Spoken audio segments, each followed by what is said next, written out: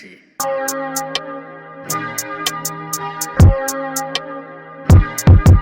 This is my greatest failure, yeah, and I've been doing this for so long, didn't even know. I was just ignorant to it, like an atheist in a church. I just didn't know what I was doing in there. Now, football is a game where the game is most likely going to be won in the midfield, yeah, and I've recently learned that I've been doing it wrong this whole time in Football Manager. What I did was I would always use two playmakers, yeah, in my midfield. A midfielder would have been nice, yeah? The excuse that I used to make for not having an actual midfielder was putting my deep line playmaker on the defend role, which would make me think in my head that he's staying back and doing the defending side, but when he gets the ball, he's still a playmaker.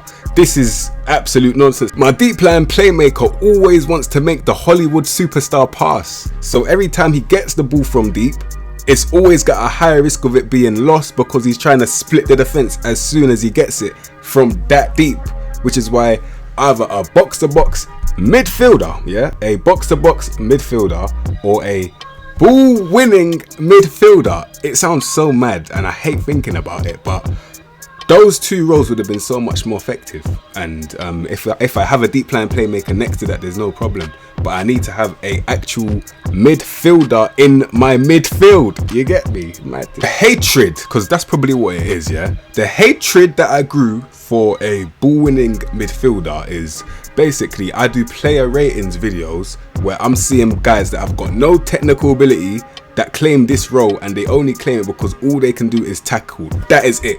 They only work hard, got determination, and can tackle. That's all they bring to the table. That's all they've got, bro. I wanted to show you an example of a ball-winning midfielder that I think is an acceptable one, that for that role where it's described to be in a role where you win the ball and literally just pass it simply to the guy standing right next to you who's literally the more creative person. Someone like Martin de Roon, big up all the Dutch man them, yeah, is the perfect example of what I want from a ball-winning midfielder, yeah, and that's because of his tackling ability being one of the best in the game, and the fact that he's not even the best technically, but he's still got enough. I'll take around 12 and 13s, yeah, he's got enough to get the job done, bruv, you get me? Thank you so much, Martin de Roon. That's a perfect example, you get me? Other midfield role that I wanted to talk about was the box-to-box midfielder. One that I don't usually use, but now I understand the importance of, is just literally someone that's competent in the art of attacking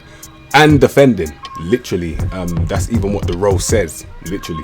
And in terms of winning the midfield battle, this is the only way I see me doing it properly now, and I mean properly. If I've got a competent player as a ball-winning midfielder, the way that I've shown you the example, and I've got someone who is either a deep line playmaker, advanced playmaker, roaming playmaker, Mazzala, as long as I've got a little balance in that midfield, yeah, if I'm using a two-man midfield, for example, that's the example I showed you this video, I can boss midfields now, hopefully. And yeah, all my tactic videos, you'll see them coming with this new concept that I'm showing you right now.